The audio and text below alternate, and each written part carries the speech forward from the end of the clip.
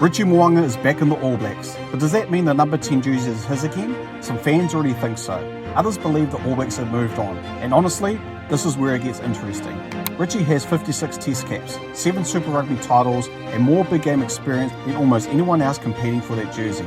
But he's not played the All Blacks test since the 2023 Rugby World Cup final. Now he's back in camp, and Dave Rennie has made one thing clear: nothing is guaranteed. So has Richie returned to reclaim the number 10 jersey, or does he have to fight for it all over again? To understand why this is such a massive moment, you have to go back to Christchurch. Richie Mo'unga was born there in 1994 and came through the Canterbury pathway, attending Riccarton High School and St Andrews College. He represented New Zealand under-20s in 2014 and kept moving through a system that has produced some of the country's greatest players. Even when he entered the Crusaders environment, he was surrounded by established names. He was not immediately the main man. His career has repeatedly been about waiting, learning, and taking the chances when they come. When the opportunity came, he became one of the defining players of the Crusaders' modern dynasty. Mo'unga made his Crusaders debut in 2016 and went on to play 109 matches for the club, winning 7 consecutive titles. 7. Year after year, when the Crusaders needed direction, tempo, and control, Mo'unga was at the centre of it all. And this is where his supporters make a very strong argument. At his best, Richie does not just run the attack, he makes it feel faster.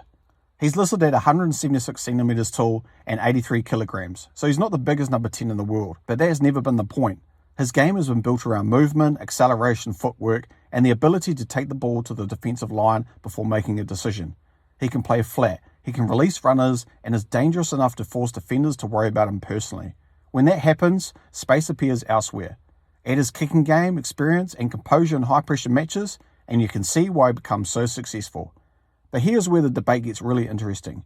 Richie's strengths are obvious, yet he has never been completely free from questions about the All Blacks role. For years, New Zealand Rugby argued about who should play first 5.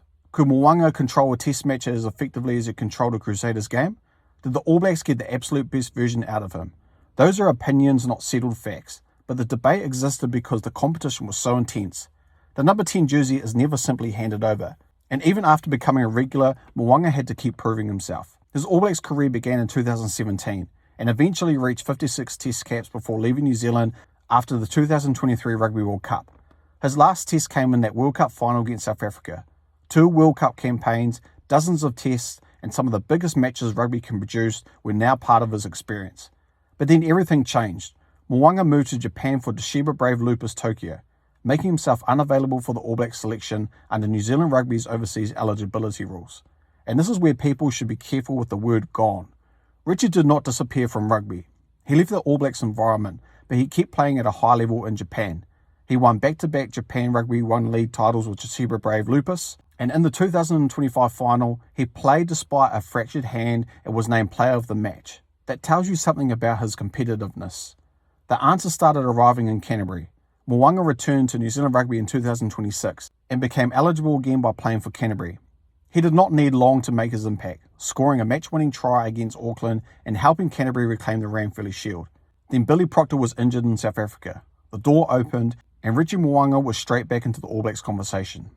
That call-up alone created an interesting twist. Mo'unga was brought into the squad as Proctor's replacement, yet Proctor remained at the centre and Richie at first 5. So immediately, there was never a simple like-for-like injury replacement. It put another elite player inside the All Blacks camp. The question everyone wanted to ask was unavoidable. Is Richie back simply to add experience, or is he genuinely back to fight for the number 10 jersey? My view is pretty simple. If Richie is in that camp, he should absolutely be competing for it. But competing is an important word. The jersey shouldn't be handed back because of his past. Richie himself now has to work with Dave Rennie systems, reconnect with combinations, and show that the game can deliver at the high level required right now. At the same time, the current contenders should not lose their position simply because a familiar name has returned. And that is why it is actually brilliant for the All Blacks. Genuine competition makes selection harder, but it can also make the team better. Richie brings experience, creativity, and a proven record of winning. He knows what test pressure feels like. He knows a World Cup final feels like. He knows what it takes to win knockout matches and championships. You cannot teach that in a training camp. But there are legitimate challenges too. Mo'unga has not played the All Blacks test since 2023. The players around him are not frozen in time waiting for Richie to return. He has to catch up quickly. Rennie's comments make that perfectly clear. The reputation is there. The opportunity is there. But the starting spot still has to be earned. There's also the question of style. Mo'unga is best when he can play with tempo, engage defenders, and bring the players around him into the game. But modern Test rugby can become brutally physical, especially against South Africa. How does the All Blacks attack want to play? How do the All Blacks want to play? Which combinations give them the best balance?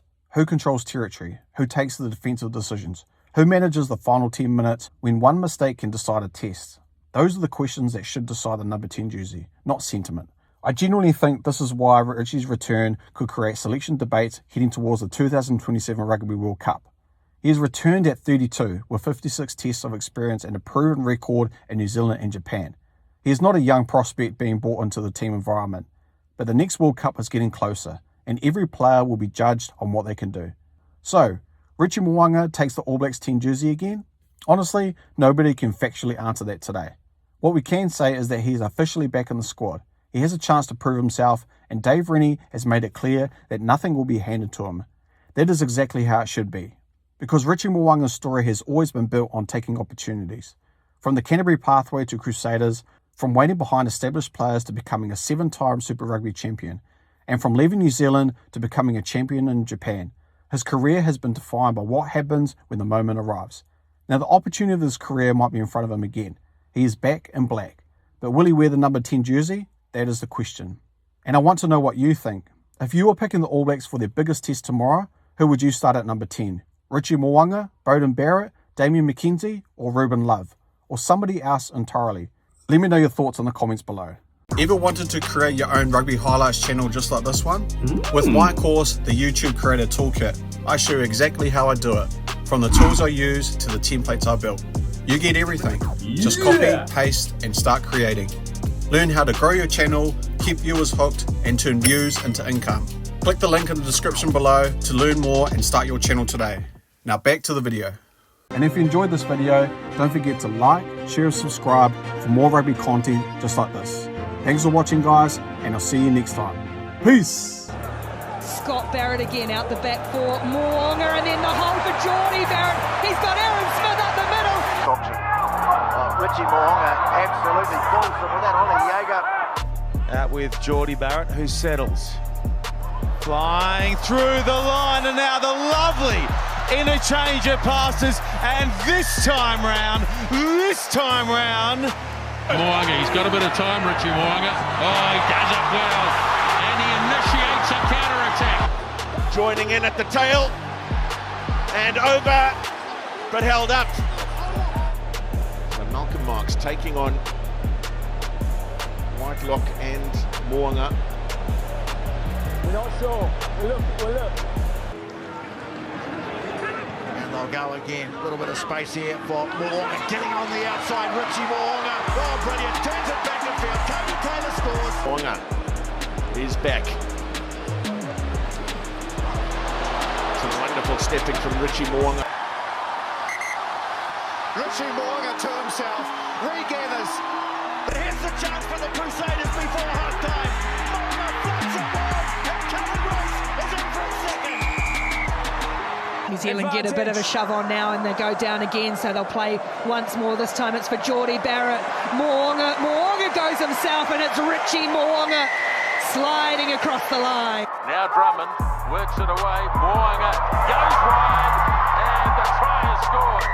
And they've got penalty advantage here, the Crusaders. Mo'unga lines up a drop kick.